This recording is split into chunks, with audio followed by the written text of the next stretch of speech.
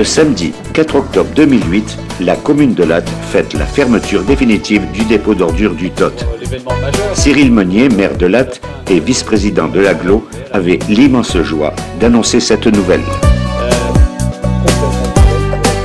Que d'émotions contenues pour ces Maurinois qui, durant plus de 30 ans, ont subi les nuisances liées à cette décharge située à quelques centaines de mètres de leur habitation. On inaugura une stèle à l'entrée de Morin.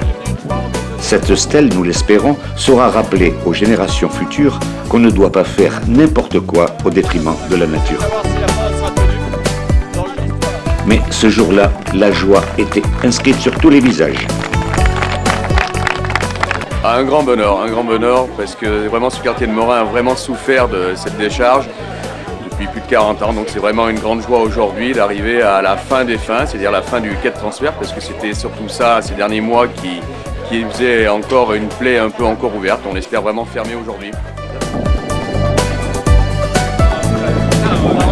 Le plus important, c'était en juin 2006, quand on a arrêté de déposer les ordures après 40 ans de dépôt sur le Tot, quelles qu'en soient les conditions. Là, aujourd'hui, qu'est-ce qu'on fête? On fête la fin du dernier équipement qui servait dans la chaîne du traitement des ordures ménagères sur l'agglomération de Montpellier. C'est la fin du quai de transfert. Le quai de transfert, c'était quoi? C'était le camion qui passait devant chez vous, qui arrivait à cet endroit-là et par un système de quai, transférait toutes les ordures qu'il avait récoltées devant les habitations dans un camion qui avait vocation à faire un trajet de longue durée. Pourquoi? Parce que tant qu'on n'avait pas l'usine de méthanisation et qu'on n'avait pas la rechange des décharges, eh bien on envoyait ça dans le Vaucluse et dans d'autres départements. Mais où vont les ordures maintenant? Elles y vont toujours en grande partie, mais l'accord qui était passé entre l'État, l'agglomération, la ville de Montpellier et la ville de Lattes, c'était qu'on arrêterait au 30 septembre le quai de transfert. Donc ça s'est arrêté comme c'était prévu. Les paroles ont été tenues par tous les partenaires.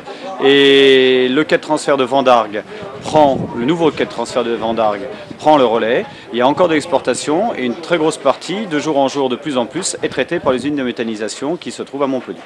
On peut dire que c'est définitif, là? Ah oui, non, sur le Tot, c'est totalement définitif. Ça a duré tellement longtemps, il y a tellement eu de faux espoirs que même les Lattois et les Maurinois ont un peu de mal à y croire, mais cette fois-ci, c'est totalement définitif.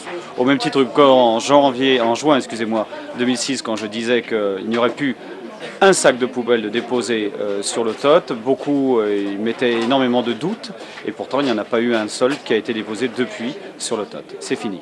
Il reste les conséquences de cette décharge. Il reste les conséquences. Alors, il reste aussi de la valorisation. Alors, on va démarrer par les valorisations pour finir par le plus important, les conséquences. La valorisation, c'est qu'on récupère les biogaz et qu'on fait l'électricité avec. On va être en mesure, dans peu de temps, de créer l'électricité pour un village de 6 000 habitants. C'est quand même pas rien, pour éclairer un village de 6 000 habitants.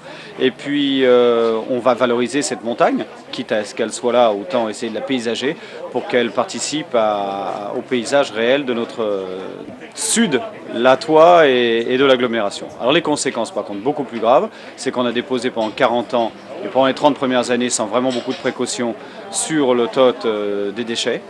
Et on attend, il va falloir regarder pendant 30 ans, bien veiller au traitement des lexivia qui sont traités par l'usine de Maïra, la nouvelle usine d'assainissement qu'on a créée à la place de l'ancienne station de la CRRED.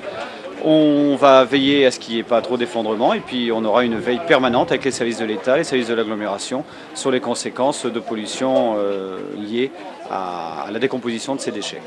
30 ans à peu près de veille avant d'être totalement rassuré sur les conséquences de ce choix catastrophique qu'avait fait en leur temps M. Delmas, maire de Montpellier, et M. Andrieux, maire de Lattes, d'avoir accepté qu'au bord des étangs, au bord de cette zone aujourd'hui classée Natura 2000, on puisse déposer des ordures ménagères.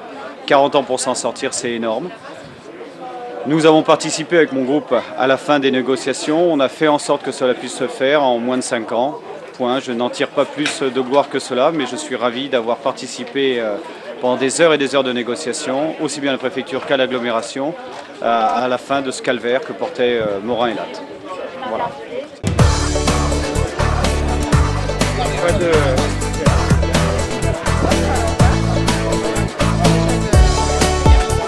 Il ne restait plus qu'à trinquer pour oublier les bêtises du passé.